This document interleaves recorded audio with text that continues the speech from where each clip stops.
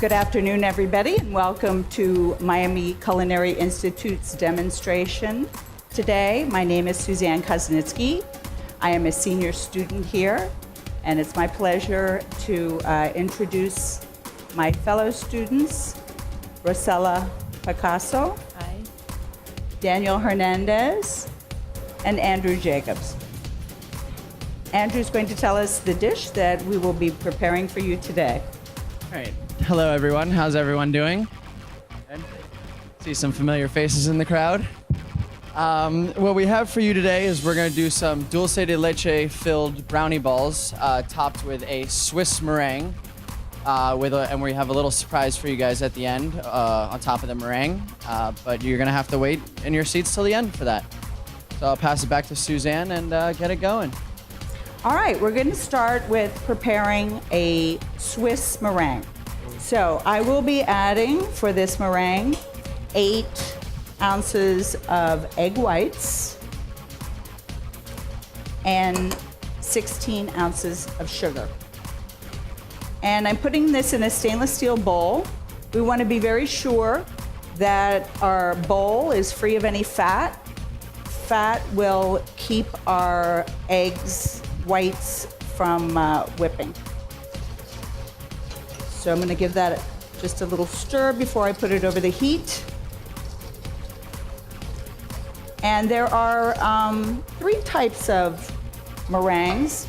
Now we have to be very sure that the bowl is not actually touching the water, but that it is above the water so that our product is not coming in direct contact with the heat. I'm going to turn it down just a little bit more. So we're going to whisk our sugar and our eggs while we warm the egg whites and the sugar dissolves.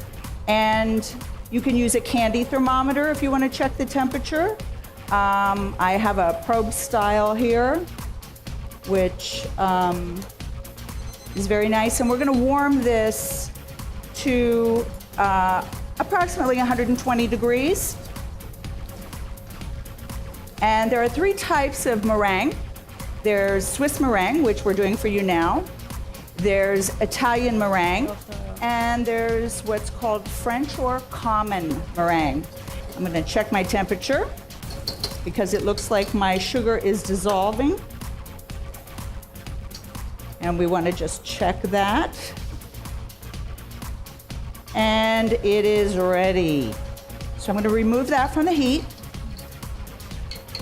And I'm going to take this over to Andrew, and we're going to add it to the stand mixer.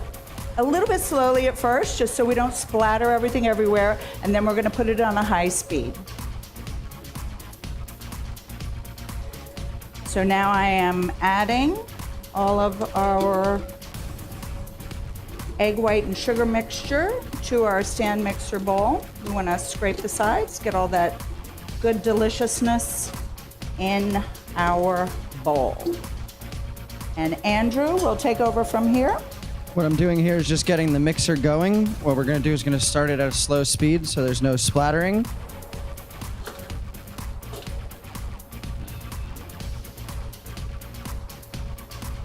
And then we could crank it up. We'll pass it on to Rosella, who's going to teach us how to make the brownies. We're gonna start by adding unsweetened chocolate.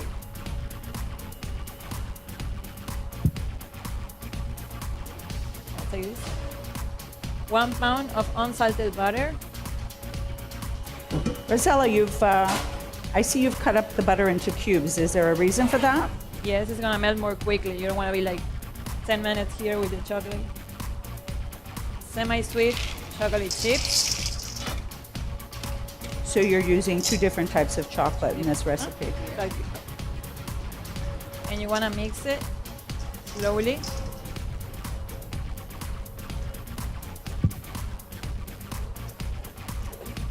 Let me just mention while Rosella is melting her chocolate that egg whites in each of these meringues is produced to a different stiffness. In the French meringue, which is not warmed or cooked, We start by beating the egg whites by themselves until they've reached soft peaks, and then we begin to add the sugar very gradually. Because we are not cooking that meringue, you have to make sure you're using pasteurized eggs for sanitation purposes. Here in America, all of our eggs are pasteurized. There's not a problem. They don't do that in every country, so just be aware if you are making a French meringue and it's not cooked, make sure you're using pasteurized eggs. And when it comes to a softball stage, Andrew is going to let us know, and he's going to show us what the softball stage, the soft peak stage of the meringue looks like. We're going for stiff peaks in our Swiss meringue, so it will take longer, but we are going to stop and show you what a soft peak looks like. Seeing as how we have some ribboning going on here in the egg whites, I'm going to say that the soft peaks will be ready in about 30 seconds. And while that's happening, we'll get back to Rosella, whose chocolate is looking awfully beautiful. Does anybody here today know where brownies came from? Anyone? No? Well, let me tell you. The legend goes that during the Columbian Expo at in Chicago in 1867, Mrs. Palmer, who owned the Palmer Hotel in Chicago, asked her chef to create a chocolate dessert that could be tucked into the lunchbox of the ladies who were attending the expo. And so the brownie was born. So let me follow the second step. Okay. 6 eggs, sugar and instant coffee, a little vanilla extract, and you want to stir it. You don't whip brownies. Just while those are still going, I'll give a brief history on dulce de leche. Dulce de leche, it's not known where its origin is, but the translation is that it's the candy of the milk. The way that they make dulce de leche is by heating the milk and getting the natural caramel flavors from it by caramelizing it, and that's literally how it becomes the candy of the milk, or dulce de leche. Now we want to add the chocolate mixture to the egg mixture. You want to temper first because you don't want to scramble eggs. Can you elaborate a little bit for us, Rosella, on what tempering is? Tempering means adding a hot liquid in little by little, so you don't get the eggs scrambled. Now at this point, you want to add flour.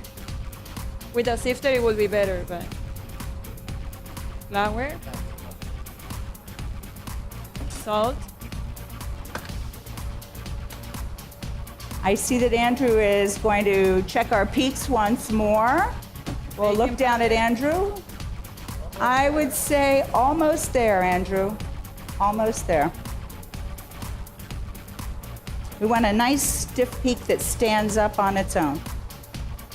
And the rest of the chocolate chips. Our third chocolate. Yeah, we're going to bake it off. When it's baked off, Rosella's it's gonna be really like fudgy. We're gonna try and make it to a ball, and then we're gonna stuff it with the dulce de leche, and then we're gonna cover it up, pinch it up, so it's not gonna. When we pipe it, we have to close it. So when we're done, I will demonstrate it. Now baking sheet. So Rosella is going to pour her brownie mixture into a parchment-lined baking pan. You want to make sure you're using a pan deep enough with enough batter to be able to reach in and pull out an amount to make into a ball. If your brownies were too thin, they would get a little too hard and you would not be able to form that ball.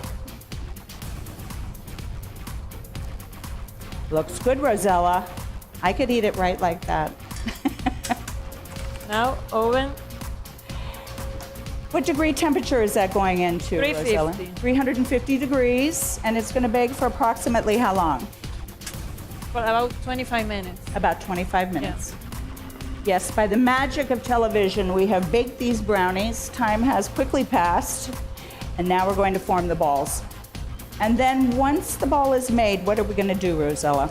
We're gonna fill them with dulce de leche. Are you doing that by hand, or are you Yeah, by using hand. a mold? No, all of them. All by hand.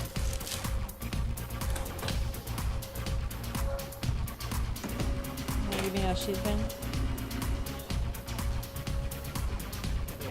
We found that the best way to stuff the brownie balls is using a piping bag with both the dulce de leche, and also a cool way to get a nice technique with the meringue on layering it on top would also be to use a piping bag.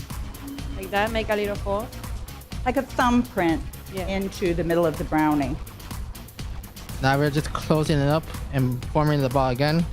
Show them, put your hand out, Danny, and let them sort of see. There we go. If I could quickly take your attention away from Danny, Down to Andrew. see the stiff peaks now standing up by itself. This is what you want. Also, the nice sheen that the egg whites have. We want a moist and glossy sheen too. If we overbeat the meringue, it's going to get dry and crumbly, and that is not what we want. You can also like fill a ball like that, and then get the other one and stick them together. You know, one like that. I'm going to bring it over here.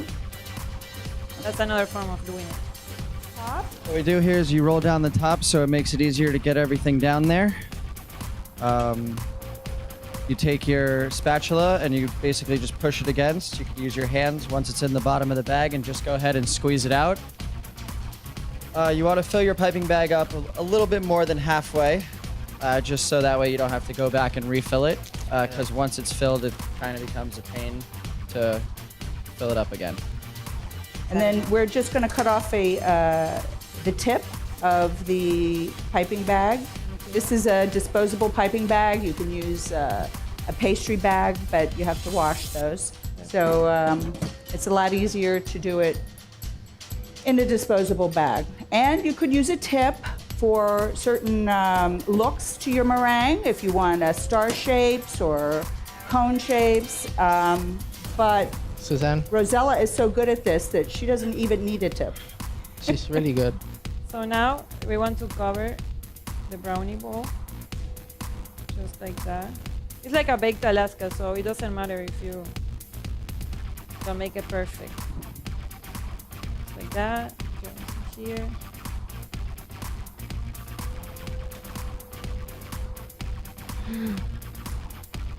Yeah. And now, And then for our finishing touch, as promised, what we're going to do is we're going to take a torch. Make sure, light your torch up, briefly hit it all around, and then you have a beautiful dessert. Voila. And thank you very much for joining us today. that's how it looks.